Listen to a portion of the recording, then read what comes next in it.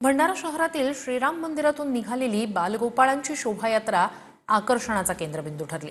लहानग्यांनी पारंपरिक वेशभूषा परिधान करत हातात राम नाव कोरलेले दगड घेत उत्साहानं या शोभायात्रेत सहभाग घेतला।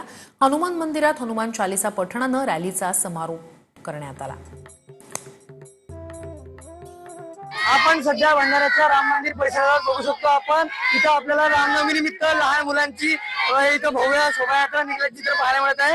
खरं पाहायला गेलं तर प्रभू श्रीरामांच्या नावाचे जे दगड आहेत ते घेऊन हे जे बालक आहेत ते मोठ्या प्रमाणात इथं राम मंदिराकडे चाललेले आहेत। बघू शकतो आपण रामनवमी निमित्त भव्य शोभायात्रा काढण्यात आली, त्यामध्ये लहान मुलांचा सहभाग मोठ्या प्रमाणात इथं पाहायला मिळत आहे। पालक आपल्या मुलांना घेऊन इथं राम मंदिराकडे आलेले आहेत आणि मोठ्या प्रमाणात खरं पाहायला गेलं तर हे प्रभू श्रीराम मंदिराकडे प्रस्थान करत आहेत। आणि आपण पाहू शकतो मोठ्या प्रमाणात इथं आपल्याला पालकांसह लहान बालक मोठ्या प्रमाणात इथं पाहायला मिळत आहेत आणि पालक आपल्या लहान बालकांना घेऊन प्रभू श्रीरामाच्या जय जयकाराचे नारे देत आता राम मंदिराकडे चाललेले आहेत।